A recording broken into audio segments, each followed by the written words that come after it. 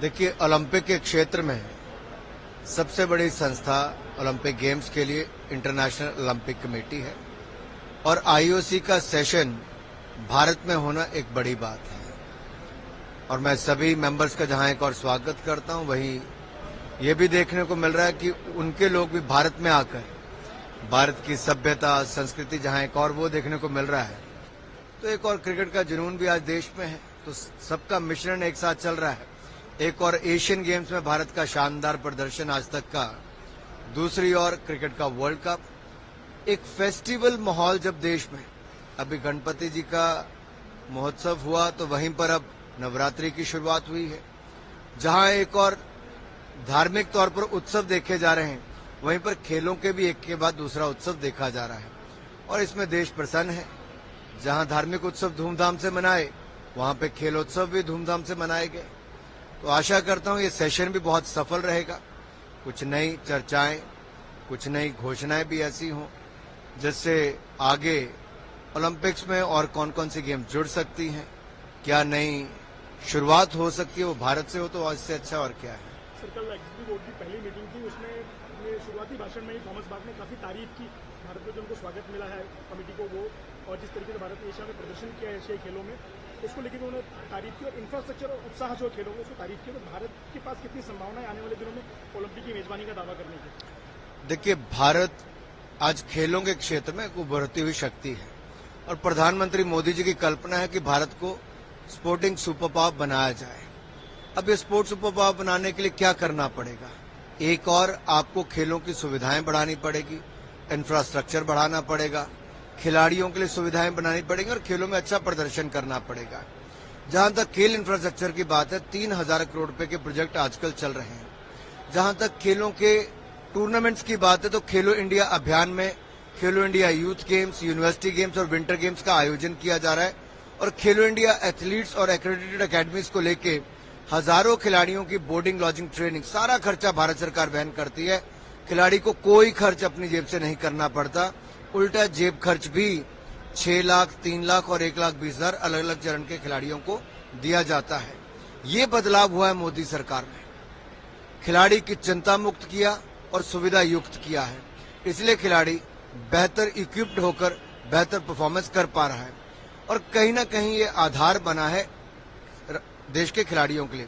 अब बड़े टूर्नामेंट्स करने के लिए क्या करना है, उसके लिए भी हमारी रणनीति है कि भविष्य में भारत सबसे बड़ा आयोजन ओलंपिक्स का दुनिया में गिना जाता है, उसका करेगा।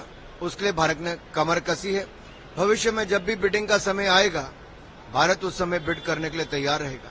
सर, आप खुद भी खिलाड़ी और प्रशासक रहे हैं क्रिकेट के। क्रिकेट ओलंपिक्स में होगा या नहीं, इस बात पर भी चर्चा चली, शायद फैसला भी हो जाए इस सेशन में। क्या उम्मीद करेंगे सर क्रिकेट को लेकर के? देखिए, इसके दो पहलू हैं।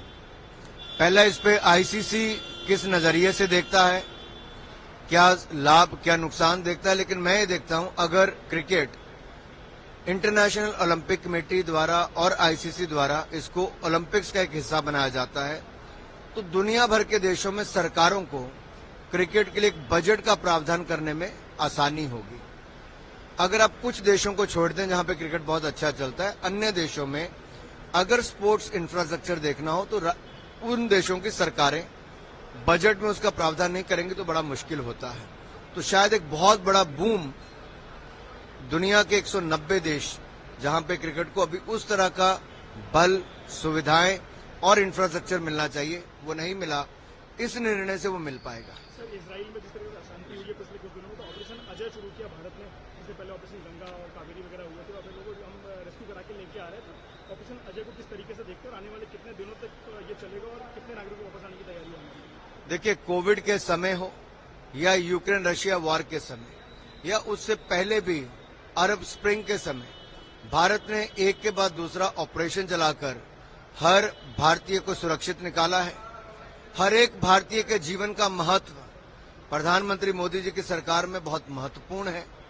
इसलिए हर नागरिक की जान को बचाना, संकट की घड़ी में युद्ध की भूमि से निकाल कर लाना, ये पिछले 9.5 वर्षों में लगातार एक के बाद दूसरी जगह हुआ है।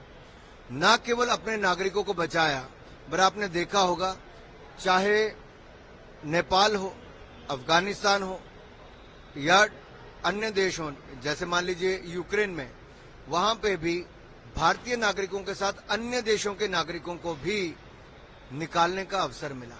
ये तिरंगे की बढ़ती ताकत है, ये भारत के बढ़ते कदम है। आज भारत मदद मांगने वाला नहीं, मददगार बना है। ये नए भारत की बुलंद तस्वीर है। सर, आज आप मुंबई में हैं, तो मुंबई में आपकी पार्टी के कुछ कार्यक्रम भी हैं जहां आप कार्यकर्ताओं से मिलेंगे। बीएमसी चुनाव और जो बाकी चुनाव की तैयारी है उसका जायजा आप लेंगे, इस बात का अनुमान लगाया जाए तो राजनीतिक तौर पर आपका ये दौरा कितना महत्व रखता है मुंबई बीजेपी और महाराष्ट्र बीजेपी के चुनाव के लिए? महाराष्ट्र में भारतीय जनता पार्टी बहुत मजबूत है और मुझे जो भी भविष्य के चुनाव होंगे उनमें तो अच्छा करेंगे। अभी तो संगठनात्मक जो बैठकें हैं उसको लेकर चर्चा है, संगठन को धरातल पर और कैसे मजबूत किया जाए, अगले चुनाव के लिए क्या रणनीति हो। सभी लोकसभा सीटों पर भारतीय जनता पार्टी शानदार प्रदर्शन करे और फिर एक बार मोदी जी के नेतृत्व में देश आगे बढ़े। नमस्कार, मैं हूं मानक गुप्ता। अगर आपको हमारा ये वीडियो पसंद आया हो तो इसे लाइक और शेयर जरूर करें और हां, हमें सब्सक्राइब और फॉलो करना ना भूलें ताकि आप देश और दुनिया की कोई खबर मिस ना करें। तो जुड़े रहिए हमारे साथ और देखते रहिए न्यूज़ 24।